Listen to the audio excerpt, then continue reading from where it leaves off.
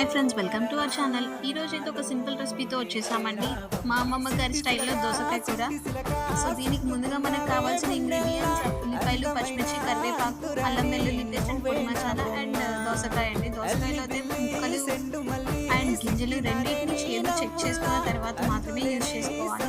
So ముందుగా oil వేసి ఉల్లిపాయలు, పచ్చిమిర్చి, కరివేపాకు ఇవన్నీ ఫ్రై అయిన తర్వాత అల్లం వెల్లుల్లి పేస్ట్ అండ్ పొడి మసాలా వేసి అవి కూడా కొంచెం రోస్ట్ అయిన తర్వాత దోసకాయ ముక్కలు వేసి కొంచెం ఉప్పు, కొంచెం కారం తగినంత అండ్ వాటర్ వేసుకొని కొంచెం ఇగరనివ్వాలి. అంతేనండి, చాలా ఈజీగా అండ్ టేస్టీగా ఉంటుంది. తింటుంటే ప్రతి బైట్ కమ్మగా అనిపిస్తుంది మనకి, ప్రతి ముద్ద కూడా.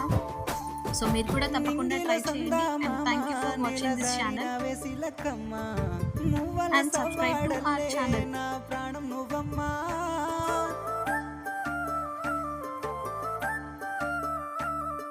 సీతాకోక చిలుక గూడు కట్టుకున్న